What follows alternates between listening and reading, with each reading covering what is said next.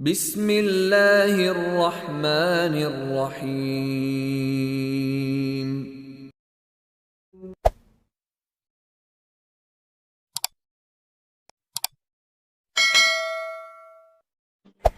Allah Subhanahu wa taala telah berfirman dalam Al-Qur'an surat Al-Hujurat ayat ke-12.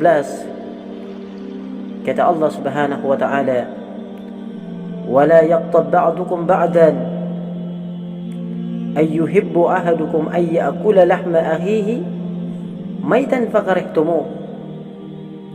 Wattaqullaha innallaha tawwabur rahim." Dan janganlah sebagian kamu menggunjing sebagian yang lain. Sukakah salah seorang di antara kamu memakan daging saudaranya yang sudah mati? Maka tentulah kamu merasa jijik kepadanya. Dan bertakwalah kepada Allah.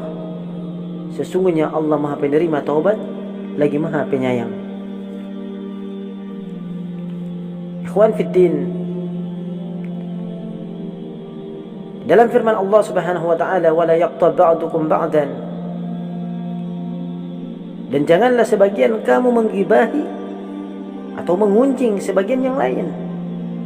Ya, membicarakan saudaramu. Sebagaimana yang dijelaskan oleh Imam Al-Hafiz Ibnu Katsir dalam tafsirnya.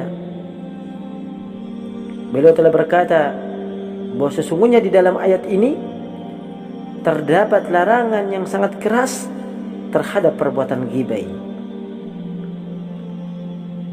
Pengertiannya telah dijelaskan oleh Allah dalam hadis Nabi yang diantaranya yang diriwayatkan oleh Abu Dawud dari Abu Hurairah radhiyallahu anhu. Dia berkata, di mana Rasulullah sallallahu alaihi wasallam ditanya, "Apakah ghibah itu wahai Rasulullah?"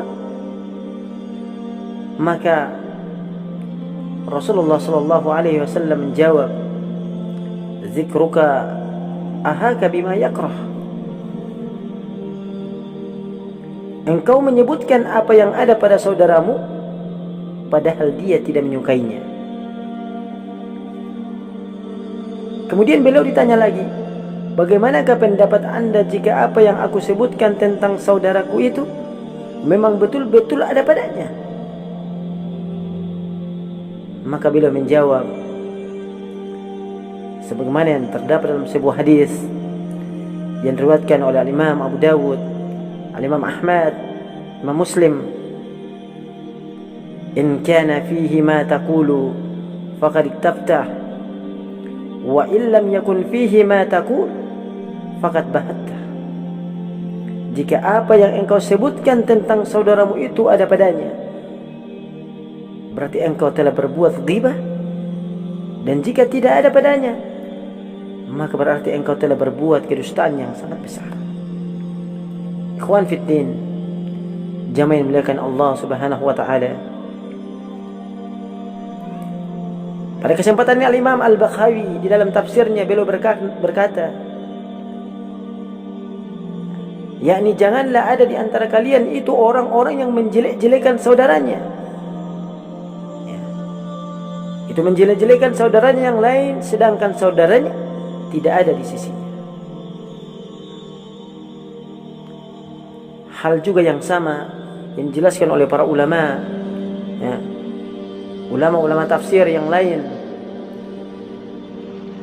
Sebagaimana dalam firman Allah Subhanahu wa taala, "Ayuhibbu ahadukum ay ya'kula lahma akhihi maitan fakarihtumuh." Sukakah salah seorang di antara kamu memakan daging saudaranya yang sudah mati? Maka tentulah kamu merasa jijik kepadanya. Inilah yang dijelaskan oleh Al-Imam Ibnu Qudamah Al-Maqdisi, di mana beliau berkata di dalam kitab beliau bahwa makna ghibah adalah engkau membicarakan hal-hal yang ada pada saudaramu di saat dia tidak ada di hadapanmu. Hal-hal yang apabila dia mendengarnya dia tidak akan menyukai apa yang engkau katakan tentangnya.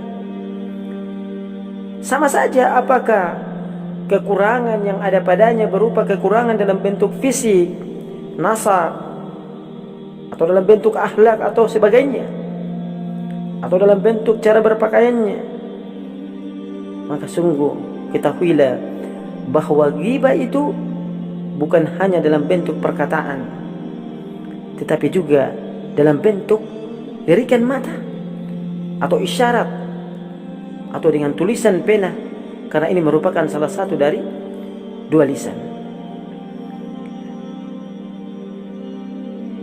Hadirin yang dimuliakan Allah Subhanahu wa taala. Begitu pula yang dijelaskan oleh Al-Imam Ibnu Al-Jauzi di dalam tafsirnya, beliau berkata, Al-Juzaz berkata tentang ayat ini, penjelasan ayat ini adalah bahwa perbuatanmu menyebutkan kejelekan orang yang tidak ada di sisimu, sesungguhnya sama kedudukannya dengan engkau memakan dagingnya sedangkan dia telah dalam keadaan mati. Tidak lagi merasakan dagingnya dimakan. Dan ini juga dijelaskan oleh Al-Qadi Abu Ya'la, di mana beliau berkata, dan ini adalah merupakan penegasan yang tegas tentang pengharaman tentang ghibah. Karena memakan daging seorang muslim itu diharamkan. Di samping itu, tabiat manusia sebenarnya merasa jijik untuk memakan bangkai manusia. Maka hendaknya seorang muslim merasa jijik pula untuk menggibahi saudaranya, sebagaimana dia merasa jijik untuk memakan bangkainya. Maka hadirin, Syekh Nasir As-Sa'di dalam tafsirnya, beliau berkata bahwa sesungguhnya di dalam ayat ini terdapat dalil tentang larangan yang sangat keras terhadap perbuatan ghibah. Ya. Dalam istilah Carlota, sesungguhnya ghibah itu adalah termasuk di antara dosa-dosa besar, karena Allah telah menyamakan perbuatan tersebut dengan memakan bangkai manusia, sedangkan memakan bangkai manusia itu sendiri hukumnya adalah haram dan termasuk dosa besar.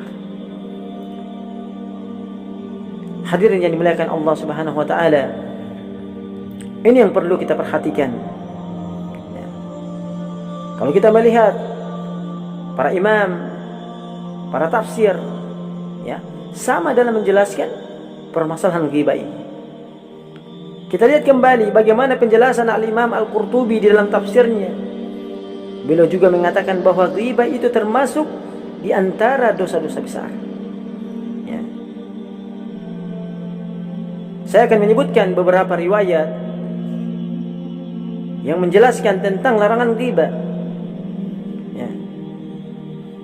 Yang pertama yaitu hadis Aisyah radhiyallahu anha, di mana dia berkata, aku pernah berkata kepada Rasulullah sallallahu alaihi wasallam, cukup bagimu untuk tidak menyukai Sofia, karena dia demikian dan demikian.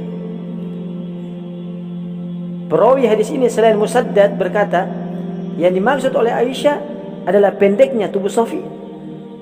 Maka kemudian Rasulullah sallallahu alaihi wasallam berkata, laqad qulti kalimatan law muzizat bima'il bahri lamazat. Sesungguhnya engkau telah mengatakan sebuah kalimat yang kalimat apabila kalimat tersebut